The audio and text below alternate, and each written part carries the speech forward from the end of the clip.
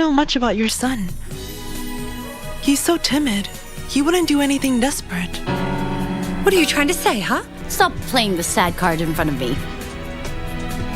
What you did is unforgivable. You didn't even get half of what you deserve. I heard it with my own ears. The woman who looks like Pinky was calling Mrs. Gao Mom. Ah, come on. You must have gotten it wrong. That's impossible. What I lost was more than my daughter and a piece of land. It's also my 30 years of life.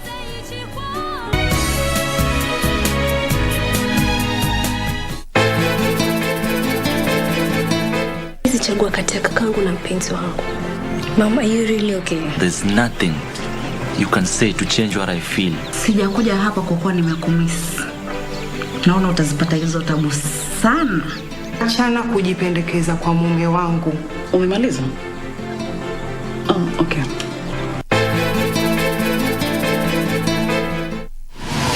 Log on to the KBC website at www.kbc.co.ke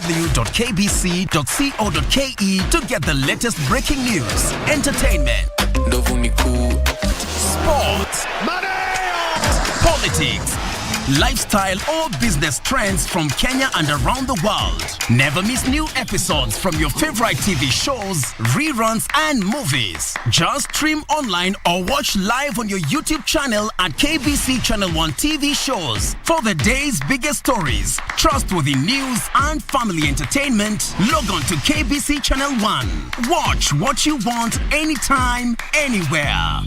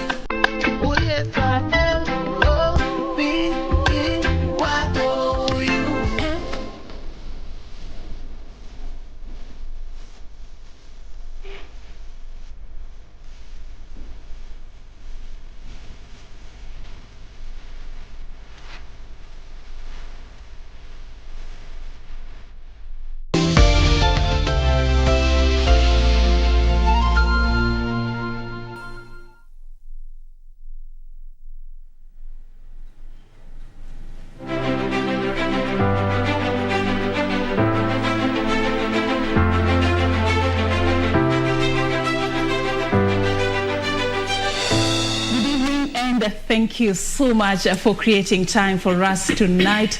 We are coming to you live from Fairmont, the Norfolk Hotel, a wonderful place that is today playing host to the premiere episode of Kenya Decides, a special political program that is geared towards setting the agenda ahead of the 2022 general election.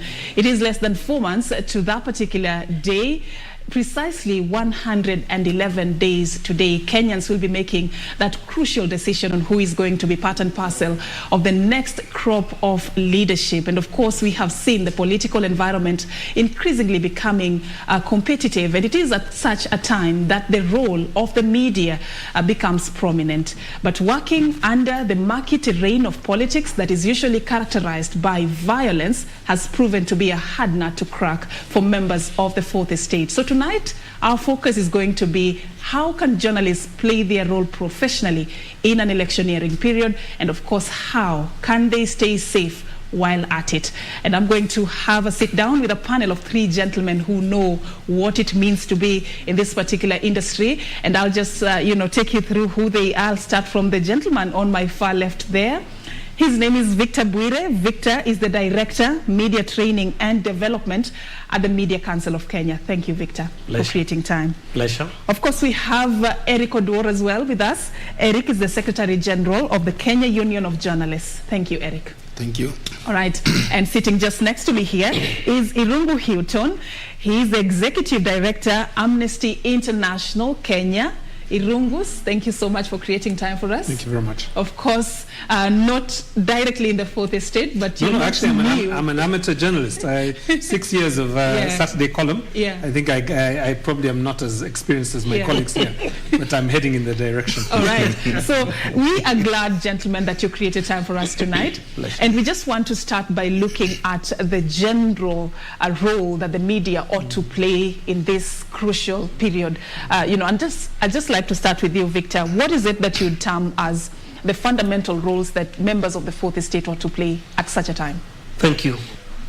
The biggest to me is professional, responsible reporting that would lead to a fair, credible, and acceptable election. If media can provide a forum, platform, and for such a discussion to enable Kenyans, give them information that has integrity, information that's factual and balanced, to enable them interact, obviously interrogate, and be helped to understand much more about the candidates, the parties, and what they stand for, and generally what kind of leaders they want for this country, then media would have played that role. So to us, at the council, we are focusing on that. How do we help in whichever way to engage with the media to enable them report this election responsibly, professionally, to enable Kenyans make a decision on whichever leader they think fits them. And this will be based on what type of information that the media provides.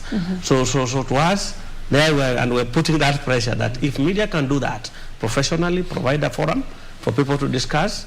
Obviously, there are biases, individual biases. You are a Luo, you are a Luo, you are a whatever. But at the end of the day, we're all Kenyans, and we must manage these biases, however level, whichever school that you went to influences you.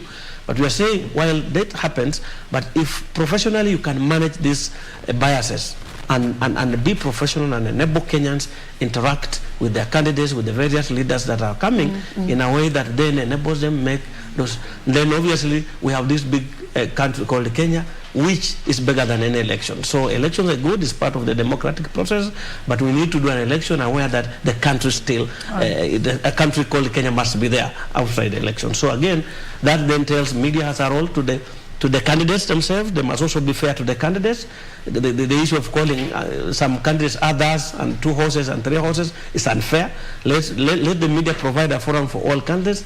Let the media provide a forum for the country, and let the media provide a forum for Kenyans and the voters. All right, thank you, Victor. We'll get into the details of how this practically ought to be implemented. But Eric, similar question, but in a different perspective. Does the media have, any power to influence the election in any way, whichever direction you want to look at it from? Yes, because the media plays a very important role, because it plays as a link between those who are seeking to govern and those who are going to be governed. So it depends on how the media is going to frame the narrative. 2, the media also acts as a watchdog. That means that the media is supposed to hold those who are going to or who are seeking leadership positions to account for their actions and also for what they are promising the electorate. Then 3, the media also is supposed to set the agenda. So, if you set the agenda, that means you're going to influence, you are going to look at, interrogate some of the policies that these candidates are promising. So if you do that, that means you are shaping the debate so that you don't allow the politicians to run with the narrative, but you allow the media to run with the narrative that is in the responsive to the preferences of the people. Because if you allow a politician and give a politician a platform and you do not shape the debate, you don't shape the narrative, a politician is someone who is looking for his or her interest. And therefore the media has got a role there to ensure that those who are seeking to govern are actually put on the right track so that they do not overpromise, and if they promise, you have to ensure that whatever they are promising is something that is achievable. And that's why the platforms are there. Like Victor is saying, that the media puts the platform for the politicians to interact with the people they are seeking to govern. Yes. Irungu, to you, you have been part of, you have seen Kenya transition from one election to another. and you have seen the conduct of the media as part of the fourth estate and also otherwise. What would you say are the unique things that you have identified in terms of the hits and the misses, in the manner in which the media has played the role that even Victor and Eric have cited tonight? Yeah. I mean, obviously, well, let me just start by saying, Kenyan media are actually very well, highly regarded across the continent. I mean, when I travel to West Africa, they talk about the professionalism of our journalists, and I know there are a lot of complaints about unprofessional journalists, whether they are, available to be bribed, whether they are information officers for particular political aspirants or political parties. But I think the way that I see the journalists, in their role, particularly in this moment, is really that they are storytellers. They are essentially truth tellers. The investigative journalism is probably the moral compass of an open, democratic society, and that's what we have to hold our journalists to, really, to a standard that says, that they have to be fair, they have to be accurate, and they have to be informative. And I think they have to tell a story that raises hope. I mean, this is my own bias. I mentioned earlier on that, I've been dabbling in amateur journalism for about 6 years now, but almost without, I think I may have missed 3 weeks in 6 years. But I write really to wake up a country. I write to get people to think about their obligation as active citizens in a context where, we face very big problems, whether it be impunity, whether it be corruption, whether it be misgovernance, whether it be even simply voicelessness and marginalization. That's the role of journalists. The role of journalists is to create for the nation a blueprint of what it could be also. All right. I'll just stay on you, Irungu. If you look at how we have covered elections over time, are there things that concern you as a consumer of media content? What is it that probably you expect that has not really been met as a consumer of media content? Well, I think there are two big concerns that we must keep present for all of us. The first is that Kenya continues to slip in the world the press freedom index. I mean, we've kind of gone from about 97 to 90. I think it was 102 recently. So we are a mediocre nation in terms of freedom of the press, given that there are only 180 countries in the world. So I think the first thing is we have to safeguard the space and the freedom of the press, first and foremost. And I think, elections are always moments where the press are targeted. And, just to give you one statistic, I think, Victor will talk a little bit about the study they've been doing. Yeah. But, what I was really worried about was this time in 2017, we had something like about we had 8 incidents that affected 5 journalists related to elections. Now, I'm not going to steal the thunder from the Media Council, but I think if you tell us where are we at in terms of violence against journalists as we go into the elections, I suspect we're in a much worse space this year than we were in 2017. Yeah, it's unfortunate because it's just a few days before we mark the World Press Freedom Day, that is in May, and we are not doing very well when it comes to that ranking of press freedom. We've dropped from in position 96 in 2018 to 102 just last year. What could be leading to this shrink in media freedom from where you sit, Victor? One things. And one, people don't listen, and sometimes when people don't listen, it becomes a problem. Because how is the global ranking done? They look at the legal environment of a country. It's a ticker box. You remember that NEPA tool, and they look at us, and we have 21 laws that directly affect press freedom. So when we talk about Article 33, 34, and 35, those are just 3, but we have 21 against. So when we are being ranked at a global level, we go down because we still have laws like the Books and Newspaper Act 1972. We still have books, very old laws, including our own KBC Act, because the Act says we ought to be a public broadcaster. Are you there? And other laws, KDF Act, Prevention of Terrorism Act, there are quite a number of laws. So when they are ticking us, you'll be surprised 2 years ago, Ethiopia was ranked higher than Kenya, and yet we talk about 200 radio stations, 135 radio. So if we still have things like defamation, in our laws, Official Secrets Acts, Archives and Documentation Act, and they have implications on press freedom and access to information. So when they are using that global tool, we rank so badly. That's one. Two, we must also accept that we have a very vibrant media sector in the sense of Eric Odor, KCA, and other editors who monitor and document. And you see the global UN action plan on safety, and even if you look at agenda, you see even SDG 16A talks about safety and security. So there are a lot of people who do monitoring and documentation of safety and what. And Kenya has a very active sector, I mean, non-state actor. So they document these cases. So like you're saying, between January and today, we have more than 20 cases. 20 cases. Of just today. I mean, from this year, from January to today, like 20 cases. How many of those are election-related or politically? Like today, we have 2. Yesterday, we had 6. I mean, during the primaries.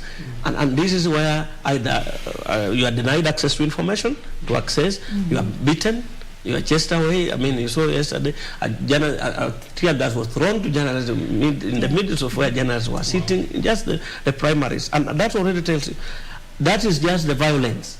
But look at even online trolling. You can't do any serious story against any of these big political parties without being trolled online. So there's growing self-censorship because you fear dealing with some of those. Then now there's the verbal intimidation. He can tell you have received how many letters from these big parties. Complaining just about intimidating. Even sometimes it's not a complaint, because some of those complaints are not genuine, but just intimidating. You remember the Honorable Soro in Kasarani just saying, picking out a media house and profiling them. What then happened? And others. I mean, we are not just one. So we are worried that if that's not checked, then it's going to lead to a very serious problem. These roles we are talking about will not be played by the media. Just a sentence on that. You know, that figure 20, and I think you're probably not even adding today's. We haven't even updated, yes. Is 4 times what the figure was in 2017. Yes, that's where we are. It's a 4-fold increase. So it means that the violence. Situation is actually getting worse. I think actually, I think there's something I need to add, that when we are talking about the ranking of a country on press freedom, there's a number of factors that are also looked into. It's not only violence against journalists. For example, if you look, and they keep updating this tool. If you look at the tool that, for example, that was used this year, there are new questions that you are asking. They're asking, first of all, like for example, they asked, how many journalists are unionized in Kenya? And if you look at the number, actually, it's very low, and that now has translated into economic freedom of journalists. So that means that if journalists are not properly remunerated, it means that the press freedom in that country actually will have a problem. They're asking, what is the media concentration in Kenya, for example? You will realize that the media ownership in Kenya has got a lot of issues. There is one person who has got a number of radio stations. How many politicians own media houses in Kenya? You will see that majority of FM stations are owned by politicians. And that means that if politicians own media, it means that the journalists who are working in that particular media house, they may not have the freedom to report on specific areas. What kind of media regulation are you having in Kenya? You say we are having a co-regulation. So those are some of the factors that actually they look into, in addition to violence and the killings of journalists. Just wanted to add that, so that at least we're able to, so that we're able to bring it to context. Yeah, to context, so that people get to know what are the parameters that are used to rank a country, so that even if you stop the violence against journalists, but you don't discuss and find solutions to these other problems, the ranking of a country will still not improve. All right, Eric, thank you for bringing that up. But still, just to ask you, what is it that makes journalists an easy target for such attacks, especially during a season such as this, when we are headed to an election? Yes, I said that there's a role that media plays, like a watchdog role. And if you look at all these political parties and the political players, they have a specific narrative that they always want the media to stick to. Whether this narrative is truthful or not, they will always want the journalists to stick to it. So that is what brings tension between the journalists and politicians, because journalists go there to bring out the truth, bring out credible information that what is happening there. And like I said, politics is a game of numbers. It depends how you want to get those numbers. Whether you want to use orthodox means to get the numbers, it depends on what you want to do. So that is what journalists actually try to bring out, and the politicians are not comfortable with that, with the truth. I don't think if there is a politician that is comfortable with the truth. A politician is comfortable with the interest that is trying to advance. And these interests, sometimes they're always in conflict with the truth and the role of a journalist in a society. So when journalists take a different path, to inform the public. Like Victor said, we are supposed to give credible information that is able to help a voter to make an informed choice. So that's what brings conflict between the journalists and the politicians. Okay, so do you, sometimes look at it in a different perspective, that even the journalist or the media house can sometimes do certain things to put themselves at risk or to, sort of expose themselves to danger? Talk to us a bit about that. Yes. I mean, like today we had a case where journalists went to a politician's house at night chasing a story, and then while there. So, I mean, there are also those risks, and we have worked in human rights defense. I mean, the issues of risk analysis, understanding where are you going before you do a story, chase a story. Do you do a risk analysis and look at the legal, economic, social, and even your family implication of that story? Those are basic things that you saw in one of the by-elections in Juja, where one journalist was putting on a yellow T-shirt and he was easily confused with the UDA. Those things are there. So there are a lot of things. So you need to also consider which colors. In many cases, we always externalize the problem, but there are quite a number of also the problems that are very internal. And that's why we're talking about this sensitization and training of journalists on how to take care of themselves. Because we notice also that journalists sometimes miss it in the sense of you are going to cover a political rally in Kamukunji. And for example, you are putting on high heel. How do you run away if anything happens? Those are simple, small things, but they have a huge implication. You are making a call about Baba or about Uda in the streets of Nairobi and saying, I'm doing this story on so and so. And they have supporters in the streets. So there are also sometimes the way we manage ourselves as individuals. And I remember when I joined a human rights organization, the first thing was to expose me to how do I take care of myself. Information technology. Everybody now is doing meetings on webinar, on whatever. But how many of us can take care of ourselves while online? So phone safety, physical safety, psychological safety. These are things that, because journalists work under excessive pressure, all this work we are saying, plus minus, what Erica said, minus good pay and those young guys who have just graduated from college at the age of 24, a graduate, joins KBC, is this fantastic anchor, everybody in the village and everybody sees them, but the pay, he can't pay rent, he can't pay what because he's not paid. So this guy lives under excessive pressure. And that and it affects somebody. Sometimes your judgment, if you are going to work and your kid has not been gone to school or you have not paid your rent, then it affects your judgment, so that even as you go to Kamukunji to cover public rally, your mind is not, you're absent. So that impairs your judgment on risk analysis. Sometimes like this crowd. I mean, we have been taught in safety on how you can judge when a crowd is about to burst. People will start, you will see the frontliners, their veins coming out. You will see people starting to teach the police, you can, but if you are not present and your mind is elsewhere. So you need elsewhere, to be alert, even while at work. And present, alert and present. And actually, Victor, there is something that you need to also to add to. These cases, we've lost journalists through poisoning. Yes. And journalists like gathering at social places, and if you go there, probably you are going to hang out with the people you don't know. And there are these cases of journalists also being trailed. So sometimes after work, you need to go have a drink or take a cup of coffee somewhere. Somebody follows you and spikes your drink. So that, again, we also try to advise journalists that in such an environment, even where you hang out after work, also matters a lot, because we've seen journalists actually poisoned and actually lost their lives. But again, also if you are going out there, you are being exposed to areas where like Victor says, there are some areas in this country where if you go there, you know that we are likely to have violence. You've never visited that place in your life, but now you are going to cover that place.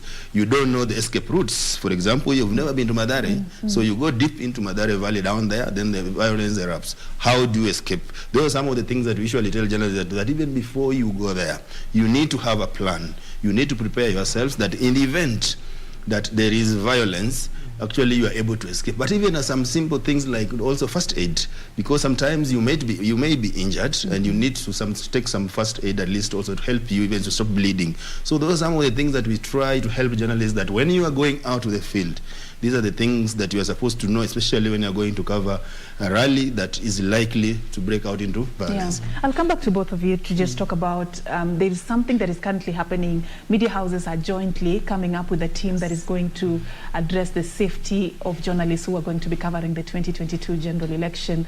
Just to talk to us about some of their priority areas in this plan. But to you, Irungu, silencing the media through such attacks, through intimidation and threats, such as what we are talking about tonight, how destructive is this for an information society such as the one we exist in? It's very destructive. I mean, it's not just violent and a threat to the lives of journalists. It's also a threat to the very democracy that we have chosen to live in when we adopted the Constitution back in 2010. So it is a direct threat on our national values, and I think that's how serious it needs to be taken. I think there are two links I wanted to make. One is that I think physical and cyber safety protocols are very important for journalists. And all the things that are very practical, including putting helmets and vests and evacuation procedures. These are critical for journalists. But the more threatening, the bigger threat to journalists is not really their ignorance or their lack of capacity. It is really an environment that allows for journalists to be intimidated, to be physically assaulted, to be bribed and essentially forced to write stories or to retract stories. And each of those are constitutional offences. They are also electoral offences. And really we should see prosecution, very swift prosecutions or arrests and prosecutions of people who are doing this. And I think that's the environment that really keeps journalists safe. And then just coming back to I guess Vukring a little bit to your comment, I think the other thing that's really important is for the media houses to see this as a joint responsibility. And I'm really glad that you brought up the Media Council. I actually wanted to, Victor, to just congratulate the Media Council on the establishment of the task force under Joe just recently, that is basically looking at how do the journalists and the media houses work together to protect each other, because you can't evacuate. Some media houses are not very similar in terms of their resources. Some have tremendous resources. They have made 2 or 3 vehicles. They have ways of evacuating. Other media houses don't, and stringers don't. So it is really important that when they evacuate a journalist, they take all the journalists with them if they need to. And I think that's what we're looking forward to seeing under the Media Council. I'd just like you to pick up from there, because yes, it's really critical. The discussion is that there have been safety protocols. We have had a national safety mechanism to evacuate journalists. We have been working on this in 2014. What we are also doing, just again, like you said, elections come with a lot of pressure for everybody. And we needed to get that support at that highest level.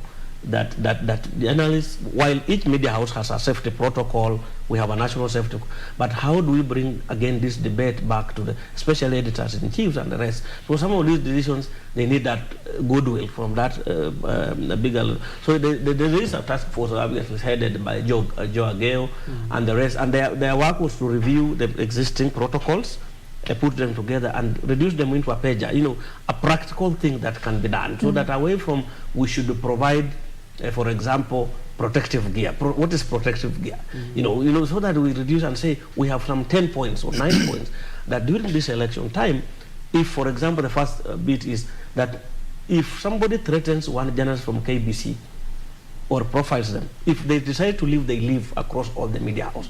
So it's not KBC that has been attacked, it's all the media house. So sort of like a media boycott on that. Yes, that's what we have said. Yeah. The second thing we are saying, for example, like you correctly mentioned, if, for example, something happens here, and KBC Nation have vehicles, but there's somebody from Pamoja FM who doesn't, please remember to carry a colleague. Don't run away and leave a colleague behind, because we may not have the same capacity as yourselves. So that awareness, and many of them were raising that, it's the directive from the editorial guys that you don't pick a colleague from another media house. And that's why we're thinking if we brought together the same now people who make that decision to see the importance of moving across media house. If we went, for example, to a press conference and KBC has been singled out, it's easier to remove your logo and leave, but you will get the same clip from another colleague, so that you don't continuously engage there and injure your life. Right. So that's the kind of the things we're talking about. I have a different opinion, although what they are doing is also good, commendable, and is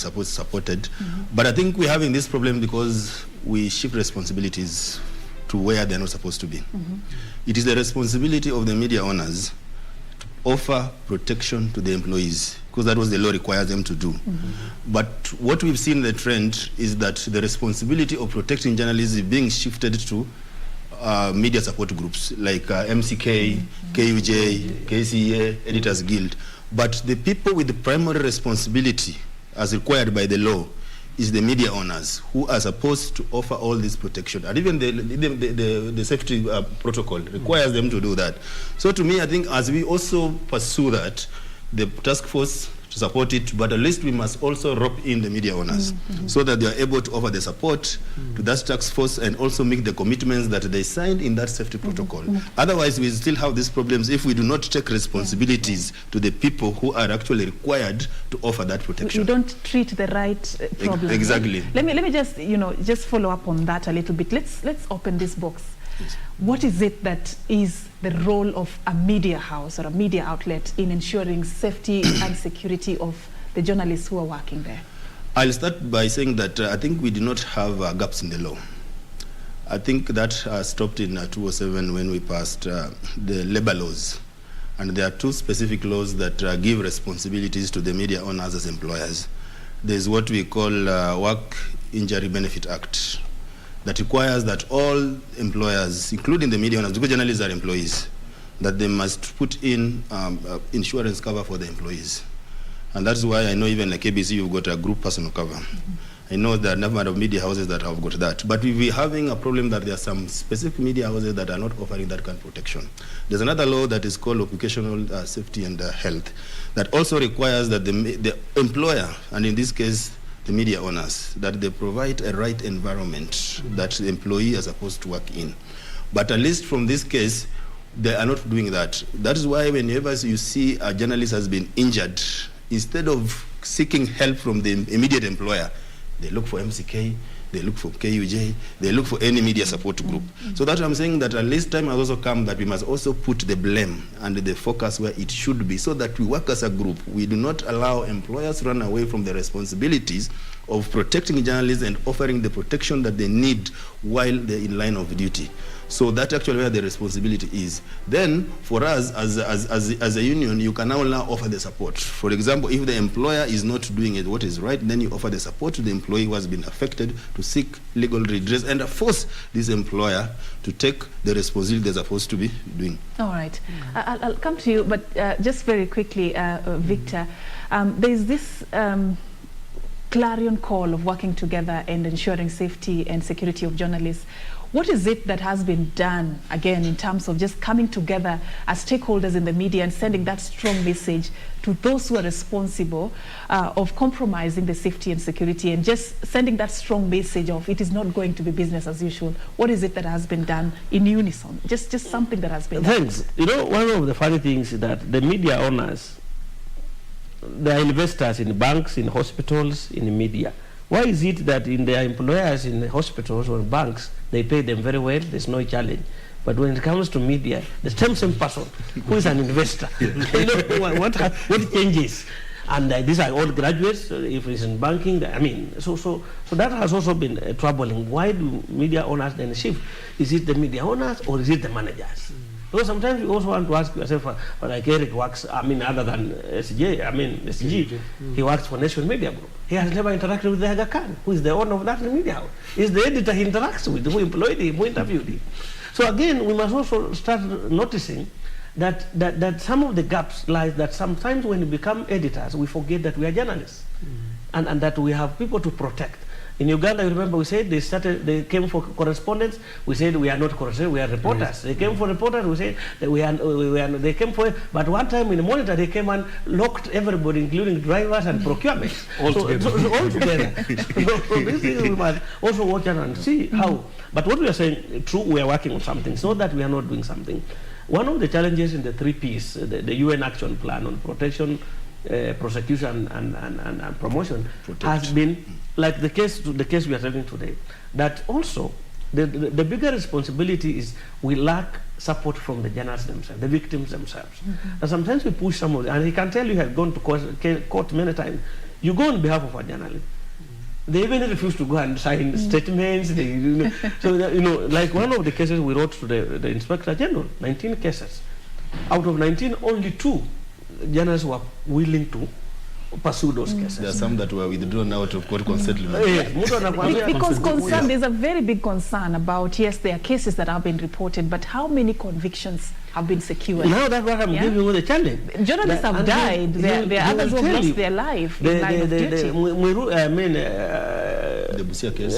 Busia, at least we prosecuted, was done. The Mondo and Franklin Buire case against goons there. There was a case that was finished well in CI. Remember that? Yes, Bondo. Yes. Then there were cases like Sam Gishere. You remember the old cases, Vincent Makori, which compensation was a challenge, but at least we have had those 3 compensation. The biggest challenge, and he will tell you, is that there's a process of how you can prosecute a case. Now, when, for example, you go up to a case and you hear the journalist telling you, they sorted me out, we cleared with that guy. It frustrates. Out of court settlement. I remember the DPP one day asking us and KUJ and Kenya said, give me any 2-3 cases. And you see, and when we're calling, everybody says, I sorted that thing. But sometimes I understand, frankly, you are a correspondent in Busia or Moranga, for example. That is your home, because most of the correspondents work in their home counties. That governor knows you. He even paid a bursary for you when you are in school or something. Now you have a case against him or his security or something. So you start saying, but you see, if I pursue this case against this guy, where will I go to live?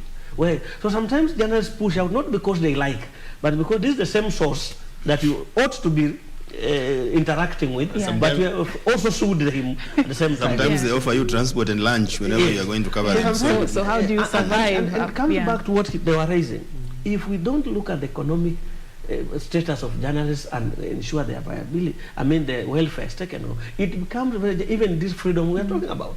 If somebody, while we are not justifying it, but practically, if you have not paid your rent for 2 months, and you have this good store on public interest, but somebody is telling you, I'll pay your rent for 2 months. So you're also stuck in that. Not that you are supporting it, it's wrong. But practically look at it. That this is a guy who has 2 rents arrears, but he has not been paid. And the editor is happy saying, I have journalists who work for 6 months, I have not paid them, but I see them driving very big cars and big phones. It's like, you need to query why. Why would somebody drive a big car and they're not on time? Thank you, Victor. So we must by all means prioritize the payment welfare of journalists to ensure that they also work in a way they can deliver these things we talk about, free, fair, professional journalism. It affects them in a big way. Exactly. That's what I was saying, that it's very important also to have this conversation with the right people who actually also hold the key to the solutions of some of the problems that the journalists are actually facing. If we also don't hold them to account to ensure that they are able to deliver on what is expected of them as an employer, then there are some of the things that we're talking about. Actually, somebody say that we're just being utopian. We are in a different world. Yes. And statistics are there. I want also to hear from Irungu, because the question I asked earlier concerning what is it that will send a very strong message that will stop these attacks, this intimidation and threats on journalists. What is it that you feel even stakeholders need to do to kind of stop this trend that we are witnessing? We are not doing well as a country. No, I think the first thing is we have to eliminate the fear of journalists seeking justice. I think once you eliminate that fear, then there is the potential for prosecution and there is the potential for conviction. If you don't have a sense of a readiness to report, then actually most of those cases will collapse. I don't believe that they all should collapse, in the sense that I think the state, and this is maybe where I'll disagree with Eric a little bit, if I can muddy the water a bit. So we've heard from the Media Council that actually they are taking it as their responsibility to protect journalists, and I think that is correct. Eric is making an argument that actually it is the employer's responsibility. I will muddy it a little bit by just saying that actually the state has the primary obligation to protect and keep journalists free from intimidation and violence. Again, these are legal offenses. They're not, they're not trade practices. They're not social conditions. They're actually legal conditions. So I think the first thing we have to do is we have to reduce the fear. Secondly, I think we have to increase the sense of fear in those people who would want to hurt journalists. And the only way you do that is to demolish the impunity that currently exists. It is shocking that we have not seen as many convictions, we have not seen more convictions of the cases that we've been talking about. And, electoral malpractice, corruption, intimidation, misgovernance, these are all worthy of journalists' attention. Right? This is the work of journalists, is to point out that there are thieves among us, that there are people who are they are misgoverning us. That is their role, right? And I think the more that you can give journalists the confidence that they can do that and be protected by the Media Council and other media support organizations. Amnesty, we provided protection for journalists after a very graphic expose of back in 2020, I think it was. But also the Kenyan Union of Journalists has an obligation to its members, right, to actually represent them. And I think, as you said, so do media owners. Yes. Just to allay your fears is that as much as we are seeking obligation of the media owners so that they're able to play their rightful role, as a union, actually, during this election period, we have rolled out a legal support program to all journalists that is going to run from 2nd of May up to 2nd of May next year with the support of UNESCO. So it doesn't mean that as much as we are demanding that media owners play their responsibility, we are sleeping on our job. No, we are demanding that they play their responsibility, their role very well, as also we are also playing their role. And right now we are going to have trainings, legal aid support to all journalists who will need such kind of services for the next 1 year and during this electoral period. So that's what I'm saying, that we want each and every organization within the industry, every stakeholder, to take up its responsibility very well. If every stakeholder takes up his responsibility very well, then we'll be able to address all these challenges. So I think it's good news that KUJ is going to run that legal aid support to journalists, so that in the event that there's a journalist who need a lawyer representation, we need a lawyer to take a matter to court like we've done before. Victor knows that. That is going to happen during this electoral period. So we are not running away from our responsibility, because we know our responsibility very well is going to go on. But again, we must also demand that other stakeholders also, they must take their responsibilities very seriously. All right. As part of that process, preparation for the elections as well, the Media Council of Kenya has been publishing guidelines for covering elections over time. The 2022 one is already out. Maybe you can also talk to us about some of the things that are being done too. I mean, in addition to what we are saying, actually there are some discussions to have a chart, not a charter, but a commitment before IBC and the registrar of political parties, for those parties to sign, their leaders to sign and commit that those who are not, who will allow journalists to be injured or intimidated their rallies, should be one of the reasons for disqualification. So we are having a discussion around that with the IBC and our other colleagues to see how do we raise this matter to the highest level that it can be a consideration for disqualification. If somebody, because there is one politician who consistently in his parties, about 7 times journalists have been attacked, and sometimes he's really bodyguards, so that's part of the discussion we are seeing, if that can happen as one of way of advocacy, and see if we can. Do you think these politicians have a role to play in ensuring the safety of journalists who cover the events? I mean, you'll be surprised that some of the people who attack and harass journalists are bodyguards to a governor. So, I mean, he has a responsibility, or somebody who is known. Some of these people are known. Some of these things are consistent. Some of these leaders who point out and profile journalists are known. When somebody says your name betrayed, it's known. So, what are the repercussions of somebody doing that? We must put some repercussions. So if somebody is going to pick up. Actually, what we are saying is that if you invite journalists to your function, and they are attacked there, then you, as the person who is the host, you are supposed to take responsibility, because if I come to your home and I'm attacked in your home, it means that you are the host, you failed in your responsibility to offer me the protection and the safety I require when I'm still under your care.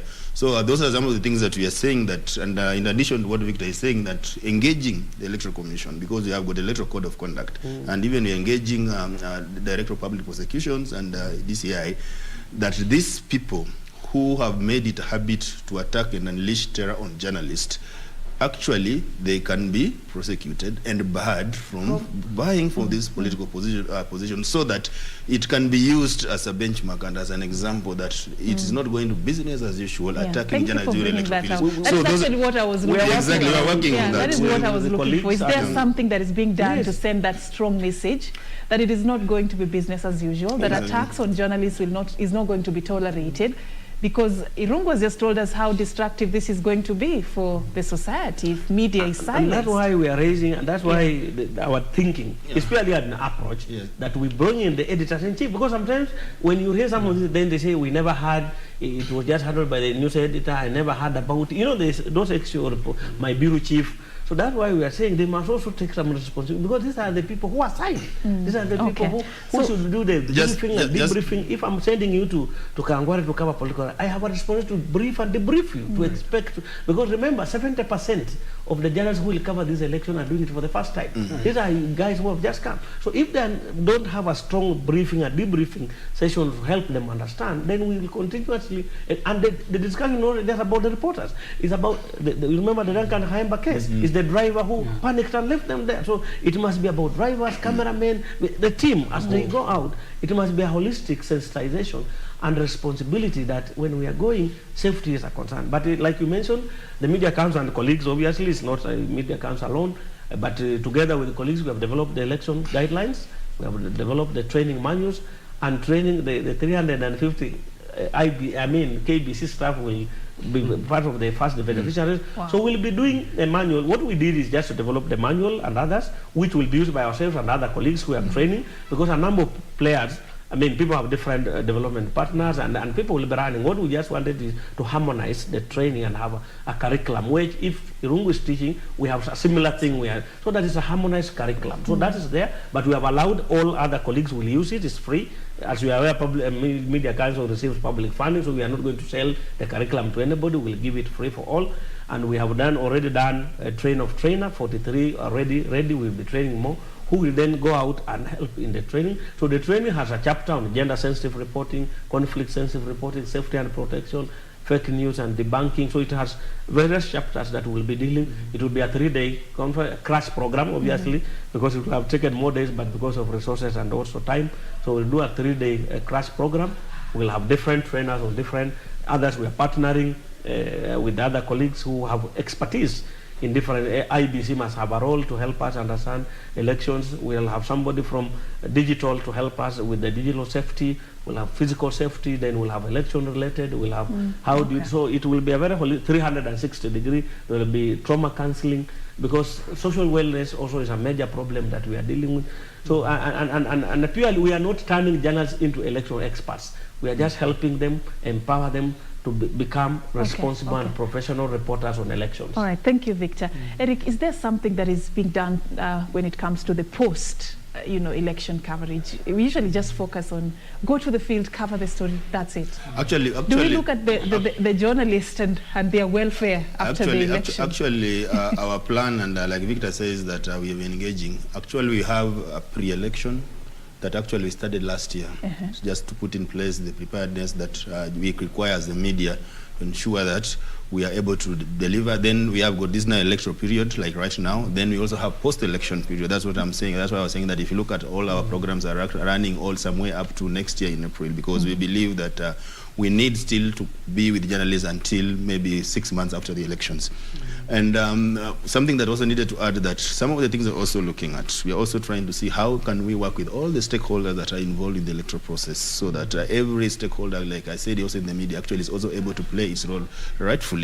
Like, for example, we noted that sometimes, like the tallying centers are some of the things that we're looking. Sometimes you go there and we have got so many spies, more than the number of journalists. And this is a tallying center, this is a media center where journalists are the ones who are supposed to use it. But sometimes you find that it has been taken over by police officers, taken over by politicians.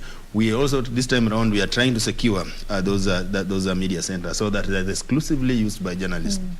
And how do you access information? That is also, that's because that has been a major problem that we've had, because there are a lot of expectations from the members of the public who are waiting for the media to feed them with information. But the media themselves don't have this information. So how can we open those doors so that journalists are able to get the information and share this information with the members of the public? We have also just seen a report that we are looking at when we are doing this analysis, and we've seen, and the projections are that this time around we are going to have massive online trolling and discrediting of journalists. Actually, that is now where we are focusing on. Politicians and political parties have invested hugely in online discrediting of journalists and trolling of journalists. So how are we going to do that? And that is why We're also establishing fact-checking desks, and just to ensure that, and enhancing the media monitoring, just to see that we're able to know that what is it that is going on that we need to flag out. Because sometimes what you've seen right now, what is going on, they get a logo of a media house or a picture of a journalist, they put their fake news, some misinformation, then they start spreading it out there. So for the purposes of discrediting that journalist. So we've made sure that we've got mechanisms to ensure that immediately that happens, we are able to flag it out. For example, they can use your picture, that this is from KBC and this is what you are reporting. When they know that they're misinforming the public for the purposes of discrediting you. So those are some of the things that we're looking. And what I can say, just to summarize, that this time around, I think the media is better prepared than we've been prepared before these elections, because we started early last year. By June last year, we had already started conversations. We already identified what have been the weaknesses, what were the gaps in the past elections, and put in mechanism to ensure that journalists are able to deliver on the expectations that members of the public require them to give them credible information. Thank you, Eric. Unfortunately, we are running out of time for this conversation. I'd like to give you all a chance for your closing remarks. I'll start with you, Irungu. As we head into this election, it's just 4 months, less than 4 months away. What is it that you'd leave us with in terms of how the media ought to package information around election for it to be effective in helping Kenyans make informed decisions? Well, I mean, obviously, good journalism is accurate, it is truthful, it is impartial. That is what good journalism is. So that's the first thing, I think, for our journalists and media houses, to make sure that they put in place various ways of verifying stories and making sure that the stories are accurate when they go out there. The second thing also is sensitivity to the context. We've talked a lot this evening about how dangerous it is to have exaggerated, wild, divisive comments. And there is a temptation in the media also to want to be first to break the story and to be as polarizing as possible to get the clicks and so on. And I think that's dangerous in the environment that we have at the moment. The last thing I wanted to just say was that, I think the state and the various state agencies, including the Communications Authority of Kenya, have an obligation to keep the space open for media houses and for journalists. I don't believe, for example, that media houses should not host gubernatorial debates or presidential debates. I think that is fundamentally what journalists should be doing. That's fundamentally what media houses should be doing.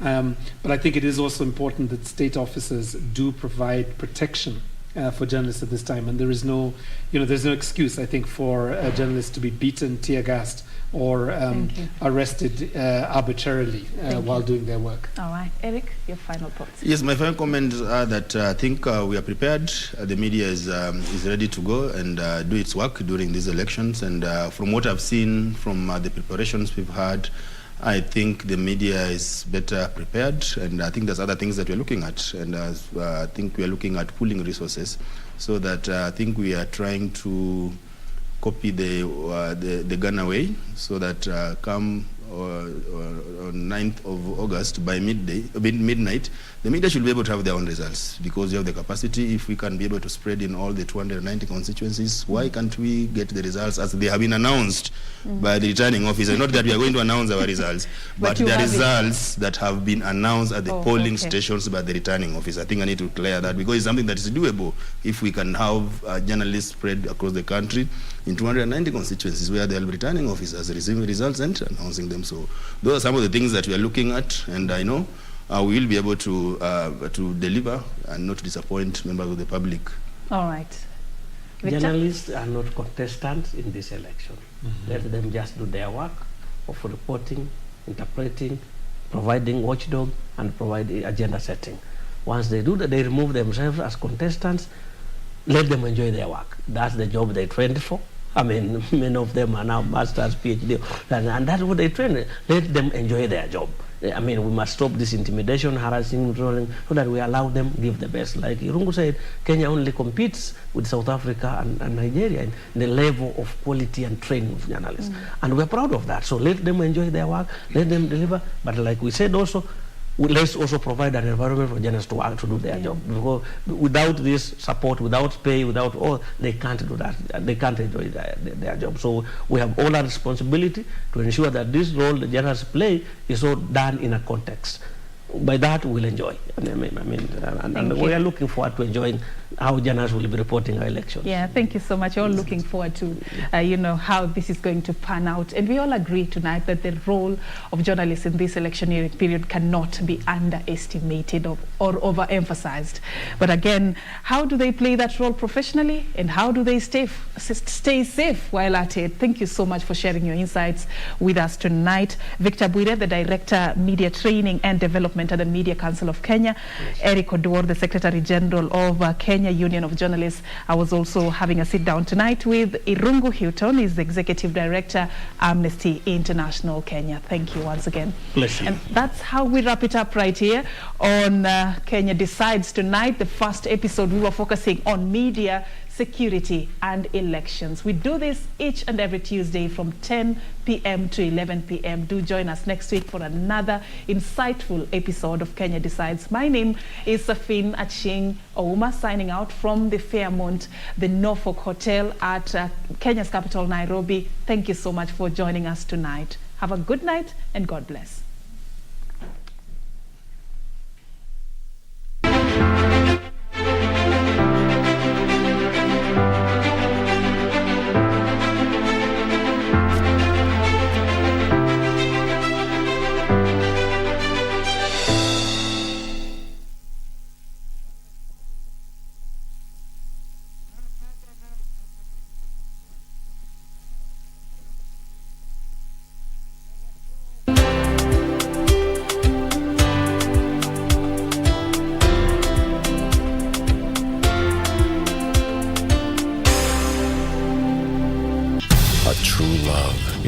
Family will be the main hardship to achieve happiness. Well, I understand it, Mom, but I don't want to break up with Adrian. Paulina will have to confront her own father. And Adrian will suffer due to his sister Julieta's obsession. No! Not with her! No! Not with her! No! Paulina is the woman I truly love! No! But regardless of jealousy and intrigue, Karen, open the door, please! They will fight for their love. Until the end.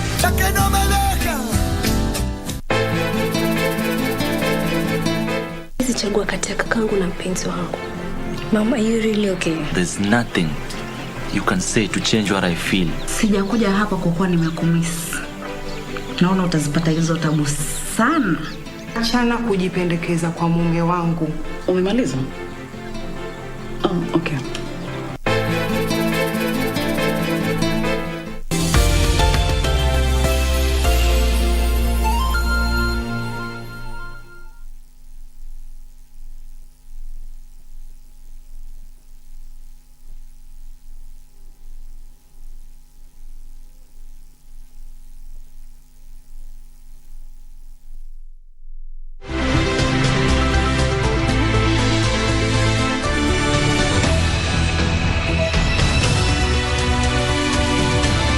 This is CGTN, China Global Television Network.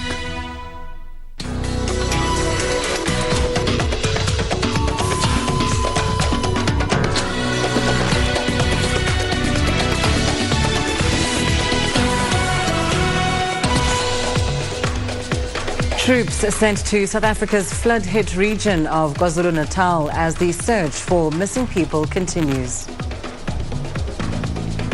A Russian offensive in eastern Ukraine underway as US, EU and NATO leaders consider more support for Kiev. And IGAD warns that 29 million people in the Eastern Horn of Africa are facing serious food insecurity due to failed rains. Hello and a very warm welcome to Africa Live on CGTN. I'm Lindy Mtongana in Nairobi. With me in studio is Raman Young with a preview of your business news. That's right, Lindy. Here's what's coming up in the next half hour. African startups record a record $5.2 billion in capital in 2021. And small businesses are decrying the erratic supply of electricity in Nigeria. We'll have the details on those stories and lots more coming your way in the course of the hour. For now, let's start with the latest in current affairs with Lindy. Thanks, Rama. We start the hour in South Africa, where the country's president, Cyril Ramaphosa, has declared a national state of disaster over the deadly floods in the country's KwaZulu-Natal province. The declaration follows the deaths of over 400 people as a result of the floods. Ramaphosa addressed the nation on Monday evening, detailing how the government will assist those who have been adversely affected. CGTN's Yolisa Njamela has more. President Cyril Ramaphosa announced that the natural disaster which completely destroyed just over 4,000 houses in KwaZulu-Natal province and killed over 400 people has implications beyond the province. He told the nation that the effects of the floods will certainly be felt countrywide. Ramaphosa asserted that a national state of disaster has been declared due to the loss of life and damage to property, infrastructure and the environment. We are, however, a nation united in our determination to assist those who have lost their homes and possessions and who are in desperate need of food, water and shelter. 10,000 troops from the South African National Defence Force have been deployed to help with rescue efforts and restore power and water. I have authorized the South African National Defence Force to bring in more personnel, water storage and purification supplies and engineering teams to assist with electricity as well as water restoration. The storms wreaked massive damage in KwaZulu-Natal and some parts of the Eastern Cape provinces, leaving a trail of destruction. About 450 people have lost their lives as a result of the disaster, and many remain unaccounted for. Key trade areas such as the Durban port that have been hit hard by the floods will be prioritized for immediate repairs. The Durban port is one of the busiest on the African continent. To date, around 1,300 road repair projects have been identified by the agencies involved. Progress has been made in restoring operations at the port of Durban, opening alternative routes for trucks to access the port terminals and clean up debris in the harbor. The president informed the nation that the government will deal with the situation based on 3 phases. First, we will focus on the immediate humanitarian relief, ensuring that all affected persons are safe and that their basic needs are met. Second, we will focus on stabilization and recovery, rehousing people who have lost homes, and restoring provision of services. And thirdly, we will focus on reconstruction and rebuilding. This will not only involve the construction and repair of major infrastructure. To ease concerns around corruption that plagued COVID-19 efforts, Ramaphosa says the government will create a special oversight body that will include the Auditor General, business and religious groups, as well as professional associations of engineers and accountants to ensure that the allocated funds are used appropriately. Yolisa Njamela for CGTN in Durban, South Africa. Right, turning to security issues now, the multinational joint task force says it has killed over 100 Boko Haram terrorists in land and air clearance operations along the borders of the Lake Chad Basin. It says 10 of the deceased were commanders of Boko Haram and a group known as the Islamic State of West Africa Province. Our correspondent Ajek Mangut has more. According to a statement by the Joint Task Force, 18 soldiers were also wounded, while 3 others and a civilian died during the operation. The spokesman of the task force says the terrorists were neutralized following intelligence-driven lethal airstrikes in the Lake Chad Basin by the combined air task forces. He said several sophisticated weapons of different calibers were recovered and destroyed, including a 105mm artillery piece, several canoes, motorcycles and bicycles. The operation was codenamed Operation Lake Sanity by the multinational joint task force involving troops from Nigeria, Niger, Chad, Cameroon and the civilian joint task force. Boko Haram has been carrying out attacks in the northeastern part of Nigeria and the Lake Chad Basin. The group has killed hundreds and displaced thousands in the region. According to Jihad Analytics, the group was responsible for over 160 attacks in 2021 alone. Nigeria's government says the group has been largely degraded and that it is in the final stage of its war against the terrorists. Ajek Mangut, CGTN, Abuja. To Afghanistan now, where 4 explosions hit the country's capital of Kabul on Tuesday. Police say bombs went off at a boys' school in a Shiite Hazara neighborhood. Blasts occurred as students left their morning classes. Another explosion struck as a crowd gathered to help the victims of the initial attacks. At least 6 people are reported dead and many others wounded.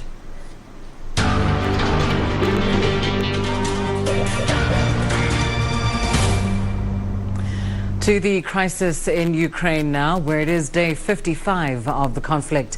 Canada has announced it's imposing sanctions on 14 close associates of the Russian regime, including President Vladimir Putin's 2 adult daughters. Meanwhile, Kiev says Russian troops are attacking the entire eastern front. The United Nations Refugee Agency, the UNHCR, on Tuesday said that 4.9 million people have fled Ukraine since the beginning of the conflict with Russia. UNHCR spokesperson Shabir Mantour called the exodus the fastest growing and one of the largest refugee crises seen in Europe since the Second World War. The Prime Minister of Poland visited Lviv, calling for more military aid to Ukraine and tougher sanctions on Russia. His visit comes a day after Russian missile strikes reportedly killed 7 people in the western city. In Ukraine's eastern regions, evacuations have been suspended for a 3rd day after Kiev and Moscow failed to reach an agreement. Russian Foreign Minister Sergei Lavrov says Moscow is initiating a new phase of its military operations in the eastern Donbas region. Cities and towns are being pounded by artillery. Authorities in government-held areas there have called on residents to escape any way they can. Ukrainian President Zelensky said Russia's large-scale offensive in the Donbas region had begun. And yesterday he went on record as saying, I'm quoting, that we can confirm that Russian troops have begun the battle for the Donbas, which they have been preparing for a long time. A large part of the Russian army is now dedicated to this offensive. And Zelensky also said no matter how many Russian soldiers are brought here, we will fight and we will defend ourselves. I'm in Donetsk right now. My location is about 15 kilometers away from the front line. We have been hearing more bomb blasts over the past few days, especially since last night. Now in the streets of Donetsk, it's almost empty. Many shops are closed and people don't want to venture out. We know the two sides have been attacking each other over the past few days. There were reports on Monday that Russian forces carried out missile attacks in parts of southern and western Ukraine, including in the city of Lviv, where authorities said at least 7 were killed. And today, local time, a village in Russia's Belgorod was bombarded by Ukrainian forces. No casualties have been reported yet. We know this is not the first time that Russia's Belgorod was attacked by Ukrainian forces. Now, Mariupol, about 3 hours drive from my location that way, again attracts much attention. The spokesman of the Donetsk Armed Forces today said they have started to attack Azovstal, the last pocket that Ukrainian forces have been holding. Russia's defense ministry about 2 days ago gave the Ukrainian forces hiding in Azovstal an ultimatum to surrender. Zelensky went on record as saying that if Russia annihilates the Ukrainian army defending Mariupol, it would be impossible to continue peace talks. But now, peace talks between Russia and Ukraine have deadlocked. Li Jianhua, CGTN, Donetsk. Meanwhile, Russia has issued another ultimatum to Ukrainian forces in Mariupol. This after the first one failed on Sunday. Stuart Smith tells us more. the Russian MOD has once again published another ultimatum to these troops. At 1 o'clock local time, it is saying to these troops that they must raise a regime of contact will be established. Russia and links with these troops in the Azov steel plant will be maintained. At 13:30 local time, they have been told they must raise white flags throughout the whole of the plant, and DPR forces, Donetsk People's Republic forces, will raise red flags, indicating that communication has been established. They will then have 2 hours to leave the plant, leaving all ammunition and weapons behind, and they must come and give themselves in to the DPR forces. Now, the MOD here, the Russian MOD, says they do not believe that these soldiers will be given an order from Kiev to surrender. They are therefore saying to these troops that they should make their own decision to come out. If that doesn't happen, that same implied threat again, that they will all be killed if they do not give up and surrender. In other developments, the Russian MOD has issued its usual morning statement about its activities overnight, this time reporting that on Monday, indeed, there was a high-precision missile strike in Lviv in eastern Ukraine. This was to target a logistics center which had been taking in weapons from the United States and the European Union from Poland, getting them into Ukraine. Russia says that destroyed 6 days' worth of supplies for Ukraine, and also that a facility, an ammunitions depot, was targeted near Kiev. Well, as fighting continues in Ukraine, the country is trying to deal with more than 7 million people who've moved to other parts of the country, hoping to find safety. The number of internally displaced is rising steadily, with aid groups and volunteers providing what help they can. Nick Harper now reports from western Ukraine, where towns are struggling to keep up with the influx. In Ukraine's west, far from the front lines, it's easy to forget this is a country in conflict. In Uzhhorod, people are out walking, visiting cafes, doing their shopping. But this has become a town of refuge for tens of thousands of people who've fled here since the fighting began. Bogdan Epimenko and his mother have just picked up their latest free supplies from one of the collection points. We've been moving from hotel to hotel for 1 week so far. We haven't found an apartment yet. We're still looking for one. Maybe in 2 days we'll move into a hostel. They escaped Kharkiv in the northeast, where they'd spent a week living underground in the city's subway tunnels. It's my father. A disability prevented Bogdan from signing up to fight, but his father and brother have.